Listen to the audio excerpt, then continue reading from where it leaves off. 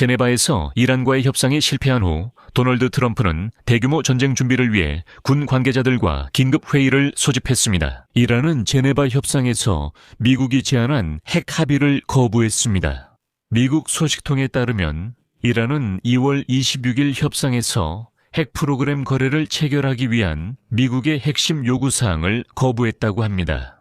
그들에 따르면 미국 대통령의 특사 스티븐 위트코프와 도널드 트럼프의 사위 제러드 쿠슈너가 있었습니다. 이란은 포르도, 나탄즈, 이스파한에 있는 세 개의 주요 핵시설을 파괴하고 모든 농축 우라늄 비축분을 미국에 넘겨야 한다고 밝혔습니다. 러시아나 중국이 아닌 미국에 넘겨야 하며 합의는 2015년처럼 기한이 아닌 영구적이어야 한다고 강조했습니다.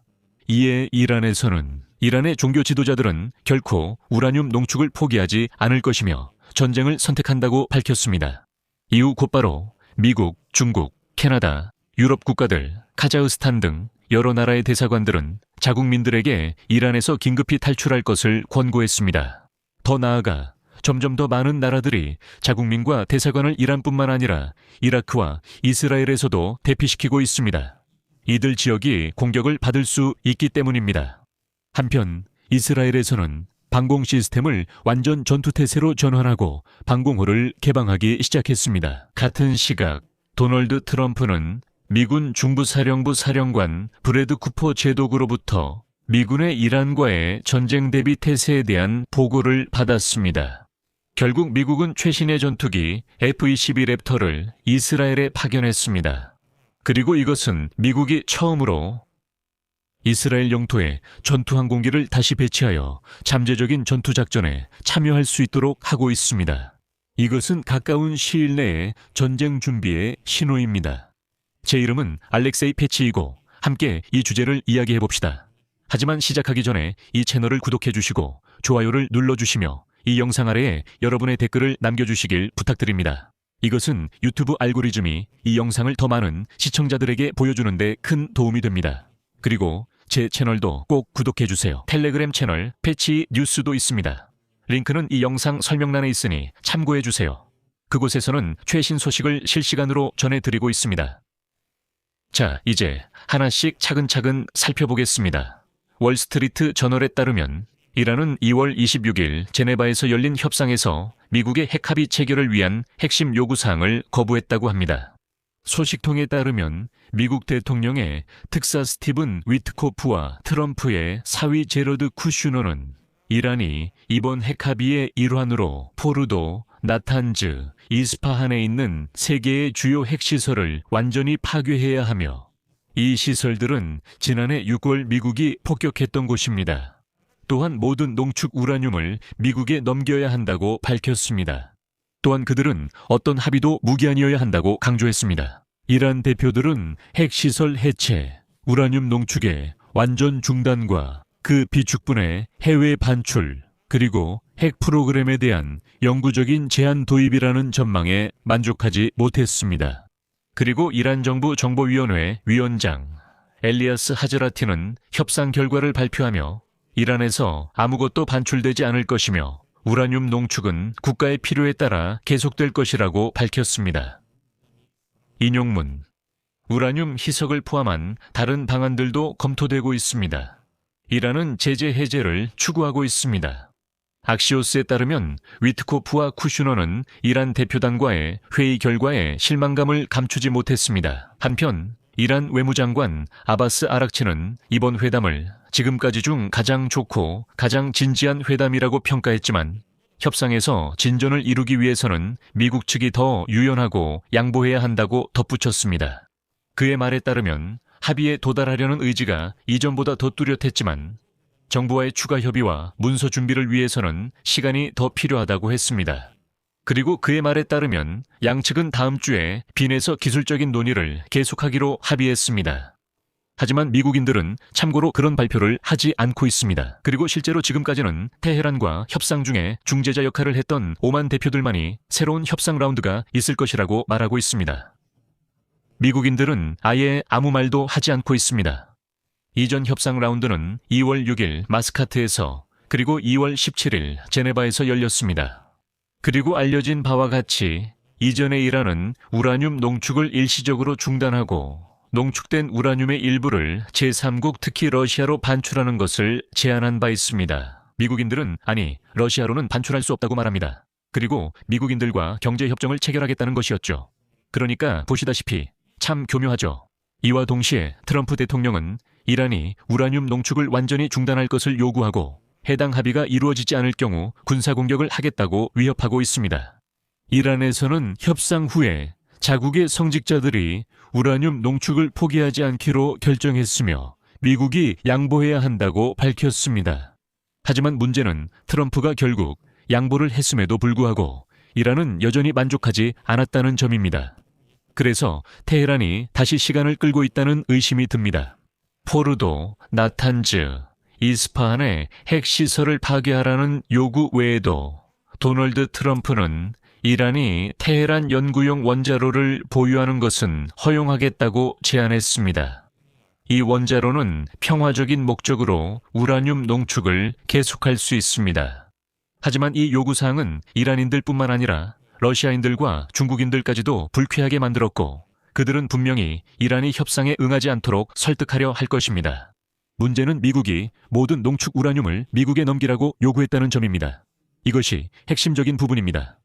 러시아나 중국, 다른 누군가가 아니라 바로 미국인들에게 넘기라는 것입니다.